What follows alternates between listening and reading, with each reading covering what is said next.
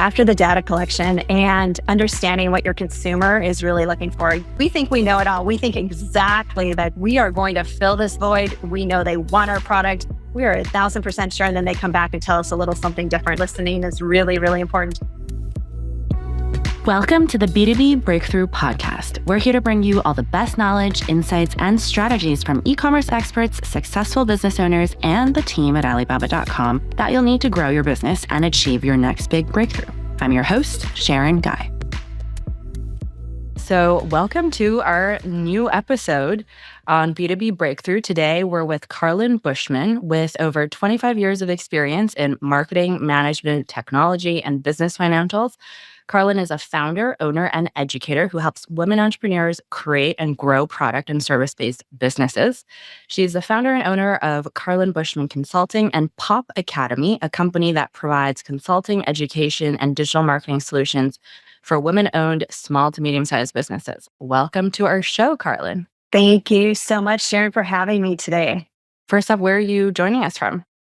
Currently, I'm in San Diego, California. I split my time between Arizona and Southern California, over on the west side of the country, and loving the sunshine today for sure. I remember the last time I went to San Diego, I really felt like it was home. I'm from Canada. I always joke that the people in San Diego are so genuine. They're really authentic. They're very humble too. And I spent some time in Northern California and San Francisco. I just feel like every couple of degrees latitude difference in California, there's a different type of vibe. There's no question about it. So anytime you want to come back, Sharon, to San Diego, happy to have you. We love our neighbors to the north. So why do you split your time between Arizona and San Diego? It wasn't always like this. I have lived in Arizona for quite some time. I went to Arizona State University, which full circle, I'm now adjunct faculty at Arizona State University. So for me, it is near and dear to my heart. Congratulations. Thank you. I get an opportunity to teach students on entrepreneurship. So I've loved every minute of that. However, if anybody has ever spent much time in Arizona in the summer, it's so hot. Everything they say about how hot it is, it's no joke. And dry heat or not dry heat, let's just be honest, it's hot. So if I cannot do that all the time, I try to not do that all the time. So tell us a bit about your journey and your leeway or what you've done in the entrepreneurship space.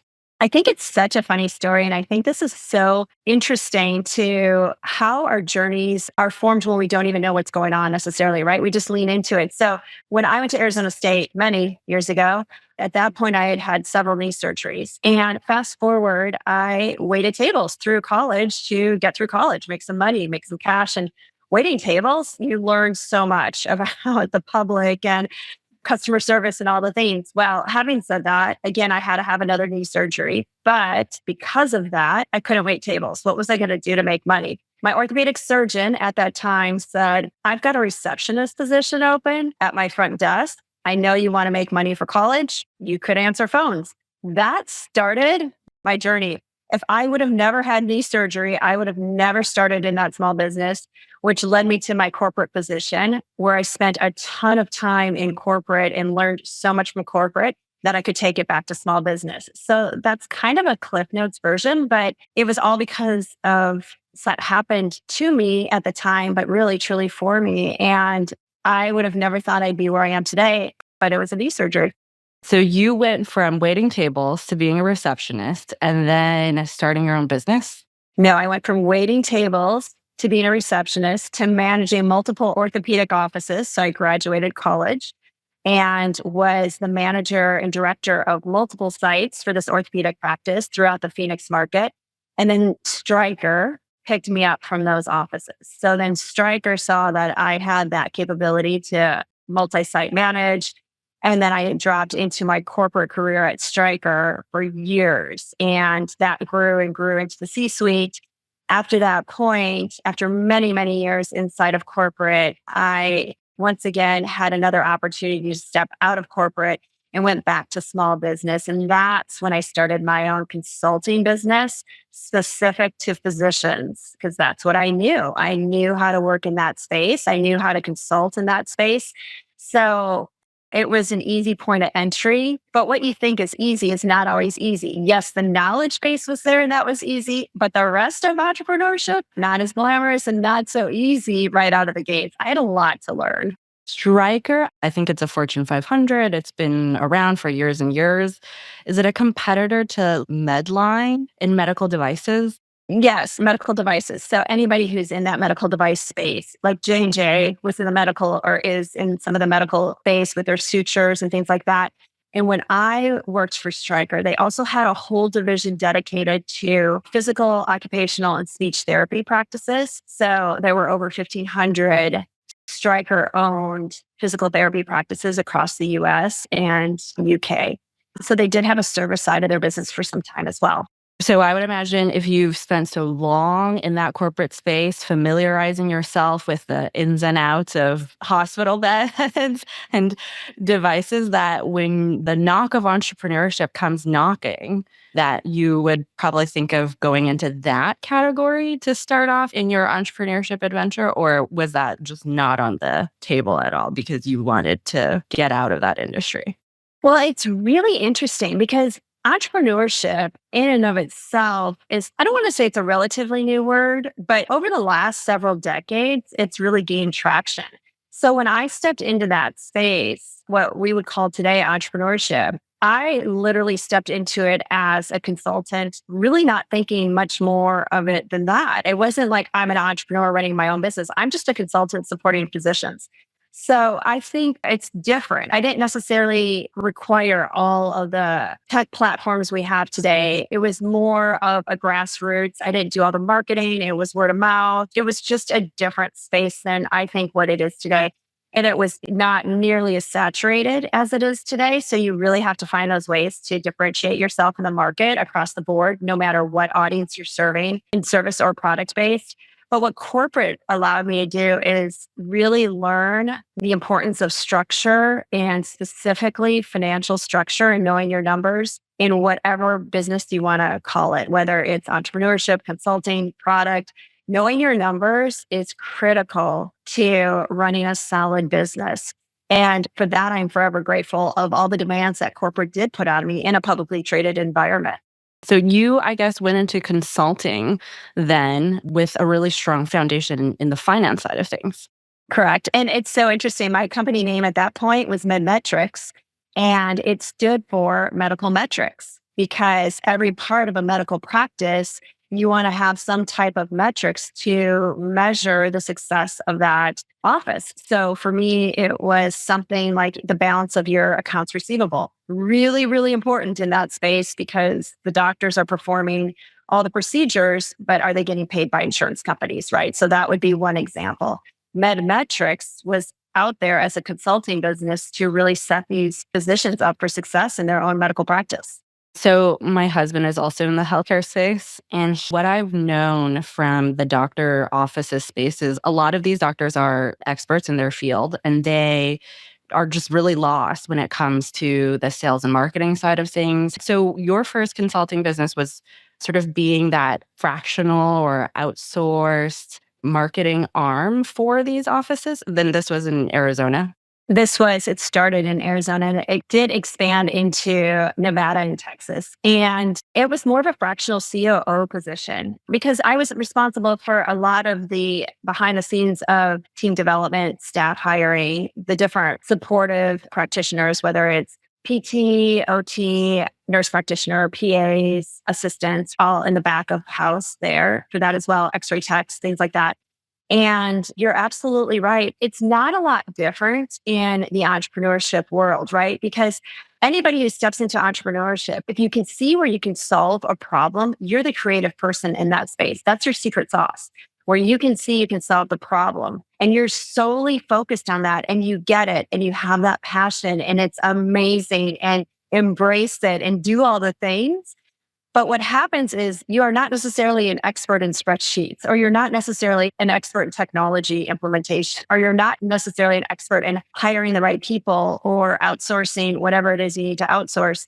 So that is so important to understand in a business. What are you really, really good at? And then look for support outside of your superpowers to support you in the growth of your business. And then what was your BD strategy there? Were the doctors just coming to you naturally and you had a lot of inbound and word sort of spread? Or did you have a specific way to get to these doctors and build that side of the business? So, as I mentioned, when I first started consulting, it wasn't nearly as saturated in the space and it was word of mouth. It was a luxury. Like social media, I'm going to date myself, wasn't nearly what it is today. Matter of fact, it wasn't even a thing. So, there was no digital advertising outlets for me to really talk about what I was doing to help physicians in this space. And what we really tapped into, if we're digging into the sales and marketing side of the medical space, subject matter experts, that was really where they could step out and be different amongst their competitors in that medical space. So that was how the marketing was done for the specific specialties in the medical space. Well, with that, word of mouth is really small. So, I mean, it's a really small community. So, if I was working with several orthopedic surgeons and they also said, hey, she's really good at the ops side of the business, then that was a word of mouth referral and that was fabulous. That was 90% of my business in the medical space early on. So it sounds like everything was going really well then. Did you shut that business down or is it still in existence today? I shut the business down because what I found myself doing, not unlike Stryker, is traveling. And I have a blended family of 4 children. And at that time, they were in middle school and high school.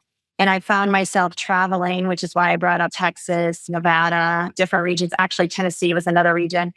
And I found myself commuting for my own consulting business. And I'm thinking, well, wait, this is why I went into business for myself so I could have control of my schedule. And then all of a sudden, I didn't have control of my schedule. I don't know, Sharon, like it was really hard. And I'm thinking, I have preteen and teenagers now. I don't think I want to be away from home that much. I think it's a bit harder when the consulting business deals with physical offices. Maybe that's sort of the thing. A lot of the e-commerce folks, because literally all you need is a computer and the internet. We've interviewed people who's done it from Mexico, from anywhere in Canada, the US. And it's a little different. So with the traveling, it got pretty tough. And then you started CMB Brands, which is what you're doing today. Yes. And just to your exact point, I'm like, wait, I did not step into this to be all over the place again. That was on me. And I only wanted to provide the best customer service possible because it matters to me. Right. So I did. I shut that down. It took a couple years to just like stop for a minute, which was such a luxury. I could pay attention to what was going on in our personal lives, which was very timely and very important. And then decided, okay, it's time for me to start re-engaging. So not only did I start CMB Brands, which is the parent company of my business, I also started a product-based business at the same time. Because why wouldn't I? Why wouldn't I try a product-based business? I haven't done that before. And I thought, I have a great idea. I'm going to step into that. But that provided was so many mistakes in all the things that I now have the luxury of teaching to other product-based businesses. And I still do have that business. I have not fully shut it down, but it is less active today because of the time and commitment I have to education in the entrepreneurship space. Tell us more about CMB Brands. So CMB Brands, I was finding myself while building this product-based business, which by the way, Sharon, was handbags. So if you think I didn't decide to go into a saturated market of consulting, now I decided to also try my hand in a saturated market of handbags and manufacturing overseas, patent pending on part of the product line of my handbags. And I thought, okay, CMB Brands is going to launch this product-based business. And CMB Brands spent a lot of money with a lot of mistakes and a lot of inventory in the handbag space and with very little patience. I had very little patience for measuring its success. I also found myself during trade shows really speaking to women in their businesses and about their businesses and kept educating and kept sharing my knowledge and kept talking to more women. And that's where the consulting side was really built from, is being in a space where there were so many incredible female entrepreneurs. And I was just ready and willing to share the knowledge from my mistakes and from the corporate structure that I was able to draw from and the small business, really. Was that the first time that you used Alibaba.com, or how did Alibaba come into the picture? A little bit of both. So I used Alibaba.com during my own personal product building space for so many different things, to include but not limited to all kinds of packaging, all kinds of different tools I needed to continue my manufacturing in that space. But also for the product-based business, like the product-based business clients I serve, Alibaba has become such a resource for so many of these incredible businesses to figure out how to take something to market and proof of market concept before committing to a much bigger spend. And if anyone is familiar with the spend it takes inside of a product-based business from an inventory perspective, it's a lot. So testing is so important. And I saw on your website that there's something called the Pop Academy. Is that a more structured class where you're taking in cohorts of, also, are your students women only, or is that a? Yes. And full disclosure, I've had a couple of businesses sell. A couple of my clients have sold their businesses to either men or to co-founders, which would be a husband and wife team. And they are still part of Carlyn Bushman Consulting. So it does work its way out in that aspect sometimes as well. So yes, it is. So that's a great question. Pop Academy is Progress Over Perfection Academy. So that's what POP stands for, is POP. Got it. because just get started, right? If you have a great idea, just make some progress towards it, whatever that looks like. Do your research on Alibaba.com. Start getting some things in and testing the market. Alibaba.com, great resource for that. So speaking to that, it is 2 semesters a year. I teach it just like I would teach a collegiate course. And it is set up so that if you're in your 20s, 30s, 40s, 50s, 60s, 70s, and you have a great idea and you want to find out if entrepreneurship is right for you and you want to get grounded in the education, are you going to go back to a state or private university and take entrepreneurship 101, 102, all the things? I offer this class to really fast track that, but it is literally set up like a college class. So you have office hours, and then it is 12 weeks of pure content of starting a business and taking it to market. We really set up the semester, as you might guess, really structured. So the first 4 weeks are all about company strategies and company financials and really digging into that. The second 4 weeks are all about your product, the cost of goods, manufacturing, inventory, taking it to market, focus groups, everything we talked about there.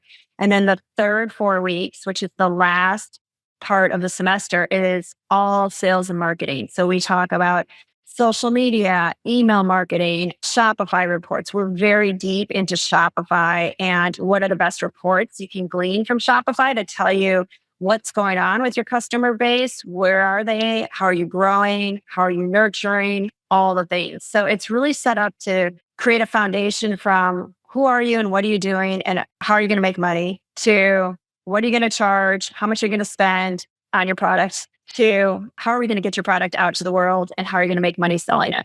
What are some of the example projects that people start from the academy?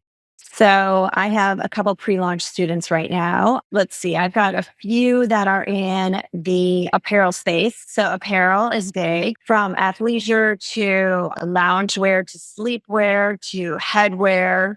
So I have several of those, which those have their supply chain and manufacturing challenges for sure. Their design, tech packs, fabric, all the raw material pieces of that. Then I have several that are in the home goods space. So specifically anything to do with the interior or exterior of your home. I have imports. So I have one particular woman who is in, well, two actually, who are in the import business. So they import from other countries and then bring their products to North American soil to sell and distribute from there. So it's set up somewhat like a DTC and a B2B distribution opportunity for those particular students. And I've got some service-based clients as well, who I have one that is in the death tech space. So as a funeral director, she's in death tech, which is fascinating. I've learned a lot about that space. Death tech. Yes. I have never even heard of that term before. That's a term. It's a term. I had no idea. And here's the interesting thing about that. Like MarTech. Yeah. Or EdTech. So she has a software platform? Yes. And it's so interesting because people are like, well, who's your target market? Well, that would be probably everyone because that happens to everyone. So it's fascinating. So I think that Sharon is the best part of what I get to do every day is learn. I'm always learning and I get to talk to incredible humans with incredible ideas, truly incredible ideas. We'll go into the death tech side a bit, but in the product based side, for example, the students that come to you that are selling clothing or headgear, things like that, what are you telling them? Are they coming to you with a brilliant idea? What are the types of students that's coming to you, and what are you recommending to them in general? That's a great question. And there are several phases of it. So we have pre-launch, pre-concept even. Somebody might have something scratched out on paper. Simply put, something scratched out on paper. I have a client who she scratched out her idea, her solution for this particular product on paper, and we connected her with manufacturing overseas. So that was a great starting point. Now she'll work directly with that manufacturer overseas until she gets some prototypes done, which would include the raw materials, et cetera, et cetera. So from that point of view, we're a good resource for somebody who is looking to make some good connections in some certain spaces. That is one of the examples. Another example would be like one of our students, they are in pre-launch, getting ready to launch fall of 2024, which is very exciting. And they've been in this process for 12 to 18 months, back and forth with a designer for their particular product, manufacturing overseas, getting the samples back, doing it again, getting the samples back, doing it again. Most of the students come with their idea already, and then we start to fine tune it. Many of the students have already been in business for a year or two and really feel like, okay, I'm in business. I understand some of this, but I really need to understand more. And one of the first things we really work through are the numbers. So what are your cost of goods? Are you charging the right amount? Because if you don't get your pricing strategy right out of the gates, you're not going to make a profit, and your profits have to cover your expenses, simply put. So you can't just double the cost of your manufacturing and expect that to cover all your expenses. You really have to take a hard look at it product by product. But before you even decide to mass produce, let's do the math before you start with any mass production. Because if you think you're going to sell a water bottle for $375 because that's what it costs you to manufacture, and I know I'm being extreme here, then you have to revisit it before you run your big production. So doing an analysis of that before you run a production run is super important. So it does come down to, once again, like I said, the numbers. And I'm imagining from your strong financial background, from the corporate life to all those doctors' offices, the P&Ls that you've helped them calculate, I'm sure that comes in handy for doing the finance consulting part for your clients also. Sharon, spreadsheets are like my love language. I love a good spreadsheet. When somebody comes back to me with their spreadsheet, I'm like, oh, I love it. It makes me so happy to see good spreadsheets. I love it. So yes, it does help me quite a bit. I would also imagine that you've probably seen a lot of products launch, and not every one of them works. You can prepare for years and years at a time, do a lot of these tests, but it's still, the launch did not go according to plan. What do you notice, or is there a pattern that you've noticed where there's something that this entrepreneur was missing, or is it always different? It can be so different. It truly can be so different. It can be a lot of things. I think there are some steps that can be done, some easy things you can do or think about early on in this whole process. First of all, focus groups are great. So if you have an opportunity to do some focus groups right out of the gates, do those. Simple surveys, go into your networks, ask somebody to run a focus group for you. Don't make it a heavy lift. There are plenty of ways to do focus groups. So we're doing that for one of our clients right now. So in those focus group days, is there a magic number to hit before you say, okay, I've collected enough data? Or how far should one go in that market research phase? Until you feel like you've got the answers you really need to make good decisions. And I could be completely off here. Just from experience and what we've seen, we started with a focus group of 50, and that was a survey. That's a survey starting point. And you also have to qualify the participants in that focus group, right? So this is just a simple survey. At least a minimum of 50 had to take the survey, qualified 50 leads, right, to take this survey. Then after that point, we can determine, okay, do we bring 12 of them into a virtual room and start to show them the product, et cetera, et cetera? Do we send them samples of the product? So there's a whole process there. And until you really feel like you have exhausted all your questions as a founder, continue the focus groups for a while. There's some great resources out there for you to be able to get that data and that information. So that's a really good starting point. And that will save you a ton of money before you even launch your product.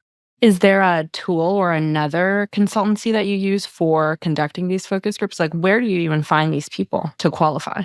So it's not easy. We develop a questionnaire. A lot of times we'll put them into like our networking groups, things like that. They'll send it out to like networks, like you and I were talking about before we jumped on this interview together. Networks are a great space. So any kind of industry networks, things like that, that you might be involved with, any chambers, anything like that. And I'm not trying to be generic. Social media can be your friend in that space too. If you're in Facebook groups, that can be your space too, because you're not marketing, there's so many rules inside of those Facebook groups. But if you're just asking for people's opinions, fill out a quick survey, that is not promotional to your product or service necessarily. And then, yes, and I can't think of the group off the top of my head. Did not know we were going to talk about this exact detail, but I do have a group that I recommend that's their focus. They do focus groups and they do it for a budget friendly amount, which is great when you're first starting out because you have to be very careful where you put your capital, not only if it's your own bootstrapping capital, but also if you're spending other people's money. You also want to be careful no matter what it is, where your capital's headed. We on this podcast have also not talked about this focus group part, which I feel like that's sometimes a missing. We've gone through the social media parts, the Kickstarter, Indiegogos, the crowdfunding platforms to gather market research and data. But focus groups is actually a topic that we haven't yet explored. So let us know and we'll put it in the show notes after. Absolutely. And what I wanted to say is when you decide to go to your first trade show, or even those trunk shows, those pop-ups, those events you attend, your market research is standing right in front of you. So listen, listen, listen, listen. And I can't tell you how many entrepreneurs I've talked to where they have gathered the most information from their consumers standing right in front of them. Okay, so that's step one. And then where are you taking them after the data collection phase? So after the data collection and understanding what your consumer is really looking for, we think we know it all. We think exactly that we are going to fill this void. We know they want our product. We are 1,000% sure. And then they come back and tell us a little something different. So again, listening is really, really important. Taking a non-emotional approach is so helpful because we get very emotionally tied to our businesses. And I respect that. I too do the same thing. Then you're ready to go to market. And just to jump ahead, because there are so many different steps. And as you mentioned early on, Sharon, it can be a little bit different for everybody. So this is just a big generalization. When you decide to launch your product, please do not launch all your products at one time, or all your colors at one time, or all your versions of your product at one time. A launch schedule or campaign strategy is meant to stretch over a period of time because the rule of thumb is ABL, always be launching. So if you want any sustainability in your sales growth and you want to see the sales growth, you have to have enough to like stretch it out for that season or whatever that looks like. When you are launching a initial one, though, I presumably it's from the favorite color or the favorite scent or the favorite something from one of these focus groups. Are you helping your clients find their manufacturers? And if so, what is that process like? And what has their feedback been in trying to do that? So yes, we do. I work with a number of brilliant colleagues where this is their space. So the way I help my clients find the right manufacturer is staying in the right spaces with incredibly successful entrepreneurs who make this their entire business. So for instance, I have a colleague and all she does is inventory management. She helps businesses understand what kind of inventory they need to maintain to continue to have great sales growth without breaking the bank and having too much inventory, right? So I work with a number of different women who have relationships with different manufacturing from, as you mentioned, fragrances to threads to cotton to athletic lycra, those manufacturers cotton. And then same with headgear, like all those spaces. So I think it is really important to have options in that category. It's not necessarily always just one or two. Like these individuals are very well connected. And negotiating your MOQs is really important. I think too often we feel like whatever MOQ the manufacturer gives us, that's just what it is. That is not true. What is your suggested that first batch order? Because that's usually some other interviews we've done on this podcast. We've had a lot of different recommendations in terms of dollar figures. So never go more than $10,000, never go more than 1,000 quantities. So I think every founder, they've all been through their own successes also. So I think that figure has worked for them. What is your recommendation in that first order? Because that's usually where the bulk of the capital is going in that initial phase. It's no surprise that you have all kinds of different opinions in this space. And Sharon, I really look at it is like, what is your go-to-market strategy? If your go-to-market strategy is B2B and you're going to go to your first trade shows, like, whether it's New York, Atlanta, the Housewares show, the PGA show in Florida, whatever the show is, you'll be writing orders, but you won't necessarily need to have the manufacturing done and you don't need to write your MOQs yet because you're just taking orders. So one place that's really nice to start is to go to a trade show, have your samples there because that's all you need, and start to see what is the market going to demand from you and can you even write some orders. So if you're just starting out, it's worth investing in a trade show to take your product there, get a booth set up and commit to that and write the orders so you know what your manufacturing targets would be. So I sort of reverse engineer this because I don't think there's a perfect answer if you're doing DTC, unless you have a marketing budget that is set up with influencers and ambassadors and paid marketing to get you out to the public fast and create a full DC campaign surrounding what your launch is going to look like. So, and then you look at hybrids. So if I'm thinking about, you don't want to be all wholesale forever unless you negotiate big box contracts, which that's a whole nother conversation. But if you're looking to start in the space, I don't think wholesale is a bad idea. Your profits will be lower, but you'll definitely get out and understand what your shoppers are going to be committing to before you go to manufacturing. Do you have recommended trade shows for some of us to attend and go to? Are there always some that's always on your calendar? So there's the gift show, the gift market. I think it's called in Atlanta, big one. That's a great one to go to. There's the toy client too. There's one out of New York, I believe. There's also another gift one out in New York as well. There is Dallas has a gift and accessory show. As we all know, the PGA show is really big and that's out of Orlando, always in January. There's another sister show to that show in Dallas in August. Yeah, there's a lot of shows. It really depends. There's this swim show, right? Swimsuit and that out of LA. If you just chat GPT or Google it, you will find a ton of industry shows. They fill up pretty fast and they're not inexpensive. So it's worth planning. And I always encourage my clients, like right now, look at what's happening in 2025. And not even look at what's left of 2024. Well, here's why. No one's buying. It depends if your product's ready to show. So if you're going to a fall trade show, if you want to register, then you need to have your 2025 lines ready to present. So you need to be ahead like 8 to 12 months for sure in your designs. If you're going to the spring apparel show or whatever it is, you need to have your fall stuff ready because that's what they'll be buying for. More times than not, they buy ahead. The people that's attending these trade shows are the buyers. Exactly. What is that type of profile that's on the buying side that's going to these trade shows? They would be buyers from all kinds of places. So it really depends. They would be buyers from small boutiques in California. They would be buyers from big box across the board. They would be buyers from chains of stores. So let's say there's a sporting goods chain that is in Colorado, Utah, and Kansas. There are all kinds of buyers. There'll be ambassadors there. There'll be influencers there. There will be, you're going to have tons of people there. The ambassadors and influencers are going to be looking for products to rep. They're going to talk to you about that. So they'll be looking at your product as well. There's going to be people there that do reviews of products. So you're going to want to have some conversations. They're going to look at what's up and coming. So it's an opportunity for some press.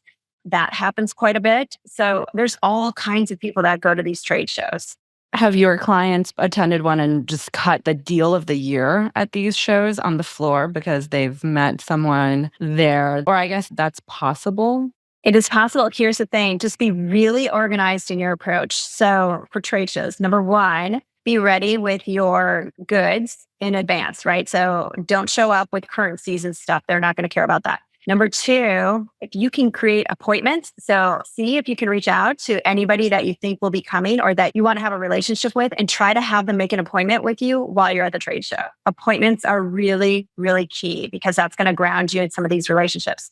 Number three, anybody who comes by your booth per se, find a way to stay connected with them after the fact, whether it's LinkedIn, whatever their email is, because when you say the deals are cut at the trade show, of course that can happen. A lot of the goodness happens after the trade show, so stay in touch with them. I'm imagining this is cold email going out into a buyer's inbox. And because they're going to be at the same show as you are, they're happy to come and visit your booth and talk to you. Introductions are much better. What would you recommend to somebody trying to tap into their network to find the warmer introductions to these buyers? I think there's a whole bunch of strategies there. And I'm sure at some point, a LinkedIn strategist or somebody of that nature would be very, very helpful to interview through this process. But there's a reason that we're connected via LinkedIn, just like you and I were talking about before we jumped on the call today. If I see somebody that you're connected to and I think, wow, that'd be a great introduction for me so that I could connect with potentially the buyer of that particular business or what have you, then I'm going to reach out to you, Sharon, and say, hey, do you feel comfortable? I see you know so-and-so. Would you feel comfortable making an introduction? There's a reason they say second connections become really, really valuable because there's a whole bunch of people out there that are second connections to all of us. And all you have to do is ask sometimes. And that goes a long way. I have other clients that actually send boxes, like a type of a product box to the buyers in advance of a trade show and with all the details about where they'll be located for the trade show and like a QR code included inside of the box to book an appointment time with them and or ask if they could do a follow-up. So some of that pre-work before you head out to the trade shows is a really great idea as well. Making an effort to do it and do it right. Are there any resources that you recommend these first-time entrepreneurs, people going to these trade shows, read up on? Or are there certain networks that they should be joining to get the intros or just be more immersed in the space? I think just be more immersed in the space by talking to others that have already been to trade shows. I mean, there's nothing better. There's a lot of literature out there, absolutely articles written.